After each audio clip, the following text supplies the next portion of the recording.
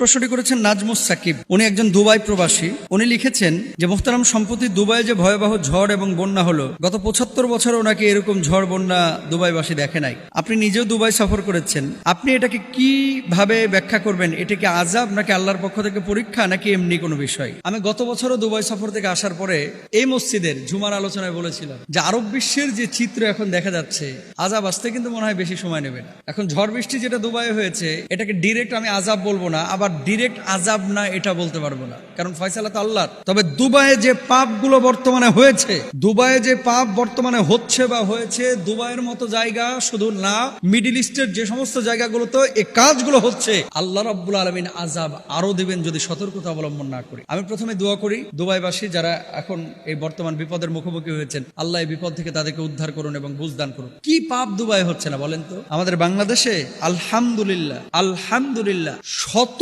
শত গুণ পাপ কম হয় এই দুবাইয়ের চাইতে। শারজাটা একটু ধার্মিক, দুবাই মসজিদ আছে কিন্তু প্রচুর মসজিদ, কিন্তু নামাজ যে পড়ে, কয়টা নামাজ পড়ে?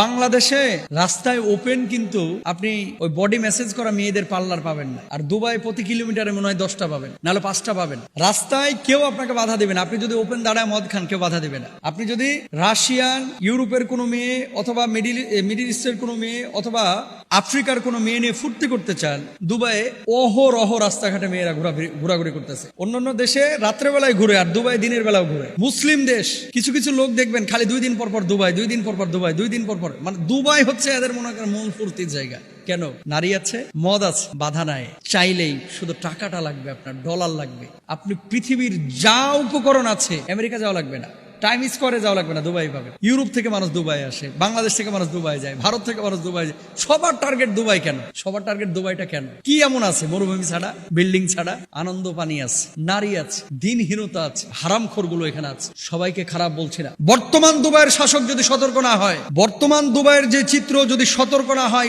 বড় আযাবের মুখোমুখি হবে এই দুবাই, বড় আযাবের মুখোমুখি হবে এই দুবাই। আপনি বলবেন যে হুজুর খুব বেশি বুঝে গেছেন, আমার বুঝ নিয়ে আমি আছি। আমি তো একবার দুইবার না, আমার এখনো ভিসা লাগানো হচ্ছে। শারজার কথা ঠিক আছে, শারজার যিনি গভর্নর উনি ধার্মিক, কিন্তু দুবাইয়ের যিনি, আপনি দুবাই যান, রাস্তায় দাঁড়ায় যদি কোরআন হাদিসের কোনো কিতাব পড়েন, আপনি 4-5 জন নিয়ে ধরেন একটা মাঠের মধ্যে বসেছেন, গোয়েন্দা এসে আপনারা ধরবে। এখানে কেন কোরআন হাদিস নিয়ে আলোচনা হবে? পুরো ইসরায়েলের মামাতো ভাই এটা। ইসরায়েলকে যারা সমর্থন দিচ্ছে মিডিল ইস্টে, দুবাই কিন্তু সবার আগে, দুবাই সবার আগে। খালি আলখেল্লা পরে মাথায় রুমালটা দেখে ভাব, আরে বাবা রে বাবা, মনে হয় আব্দুল কাদের জিলানী রহিমাহুল্লাহর আত্মীয় স্বজন জান্নাত থেকে পালায় আসছে, এরকম ভাবসাব। রাত্রে বেলায় আনন্দ পানি ছাড়া আর ঘুমিয়ে আসে না, ঘুমিয়ে আসে না। গজব কেন আসবে না? আমার আল্লাহ তাআলা কি বলছেন? যহরাল ফাসাদু ফিল বাররি ওয়াল বাহর বিমা কাসাবাত আইদিন নাস। দেখেন, আমি রাষ্ট্র দুবাইকে কিন্তু খারাপ বলতেছি না, আমি আমাদের মানুষের কৃত কাজ কর্মগুলোকে খারাপ বলতেছি। শায়েকের সাথে এক হোটেলে আমরা বসেছিলাম, একজন আরবি বাঙালি, দুবাইয়ের বড় বড় জায়গায় কিন্তু বাঙালি ইমামরা আছে। আপনি জানেন জুমার খুতবা সরকার লিখে দেয়, যা বলবে ওটাই বলতে হবে, নিজের থেকে বানায় একটা শব্দ উচ্চারণ করতে পারবেন না। কোথায় পাইছেন মেয়ে এগুলা? বোঝেন নাই কথা। একমাত্র দেশে দুবাই যেখানে জুমার খুতবায় ইসরায়েলের বিপক্ষে কোনো আলোচনা করা নিষেধ। জানেন আপনারা এগুলা? ইসরায়েলের বিপক্ষে খুতবায় কোনো কথা দুবাই বলা যায় না। কেন? ইসরায়েলের সাথে তাদের বন্ধুত্ব। তেল আবিবে ফ্লাইট চালু করেছে দুবাই। দেশ দুবাইকে দোষ দিচ্ছে না। আমি বলতে চাচ্ছি আমাদের টার্গেট কি ছিল, আমরা কোথায় যাচ্ছি, কেন আমরা এমনটা করতেছি? আজকে বন্যা হয়েছে, ঝড় হয়েছে, একটা বার চিন্তা করেন তো, আল্লাহ যদি বড় ভূমিকম্প দিয়ে 75 বছরেও মানুষের, দুবাই তো ড্রেনেজ ব্যবস্থা নাই, এটা আপনারা হয়তো অনেকেই জানেন। কেন? এখানে বৃষ্টি হয় না। আরব বিশ্বের মানুষের বৃষ্টি যদি একটু দেখেছে, তাহলে এরা নাচানাচি শুরু করে ঘরের মধ্যে। কেন? বৃষ্টি দেখে না তো, মরুভূমির মধ্যে বৃষ্টি পাবে কোথায়? সেখানে এরকম ঝড়, সাইক্লোন এবং জলোচ্ছ্বাস, এরকম পানি, ড্রেনেজ ব্যবস্থা নাই, ডুবে গেছে। একটা বার কল্পনা করেন, যে আল্লাহ মরুভূমির মধ্যে এত বৃষ্টি দিতে পারে, সে আল্লাহ বড় সড়ো ভূমিকম্প দিলে বুর্জ খলিফার অবস্থাটা কি হবে কল্পনা করতে পারেন? আল্লাহ না করুক, যদি বড় ভূমিকম্প হয়, এই দুবাইয়ের বুকেই কয়েক লাখ মানুষ মুহূর্তের মধ্যে মারা যাবে। ঢাকা সিটি যেরকম গ্যাদারিং, প্রচুর মানুষ বসবাস করে, দুবাই এত মানুষ বসবাস করে না, কিন্তু যে বিল্ডিং গুলো, ইন্টারন্যাশনাল কমার্শিয়াল স্পেস কিন্তু হচ্ছে এই দুবাই। সুতরাং আমরা ছোটখাটো মানুষ, আমাদের কথাগুলো মানুষ কে আমলে নেবে? কেউ নেবে না। আল্লাহ তাআলা বলেছেন যহরাল ফাসাদু ফিল বাররি ওয়াল বাহরি বিমা কাসাবাত আইদিন নাস। এই সমস্ত জিনিসগুলো মানুষের কৃতকর্মের ফসল। আপনি এত পাপ কেন করেন? এই দুবাই হিন্দুদের মন্দির বানানোর জন্য বিশাল করে আয়োজন করে জায়গা ছেড়ে দিয়েছে, জানেন আপনারা? এই দুবাই মন্দিরে পূজা করতেই পারে, এটা হিন্দুর স্বাধীনতা আছে, কিন্তু আপনি ঘটা করে নিজের স্বার্থ হাসিলের জন্য এত বিশাল আকারের। আবার আরেকটা বিষয় আপনাদেরকে বলি, কিছু কিছু জিনিস হৃদয় রক্তক্ষরণ হয়। এই যে আপনারা যে শেখ জায়েদ মসজিদ, এটা তো আমি গিয়েছি আবুধাবির। শেখ জায়েদ মসজিদ গুগলে লিখবেন পাবেন, পৃথিবীর সবচেয়ে সুন্দর মসজিদ এটা। কয়েক হাজার কোটি টাকা খরচ করা হয়েছে। ওরা তো টাকার হিসাব করে না, ডলারের। প্রত্যেকটা জিনিস আপনারা গুগলে দেখলে টাসকি খেয়ে যাবেন এই মসজিদে। অথচ এই মসজিদে আমি 20 জনের উপরে সিকিউরিটি গার্ডকে জিজ্ঞেস করেছি তোমার নাম কি, অধিকাংশই হিন্দু।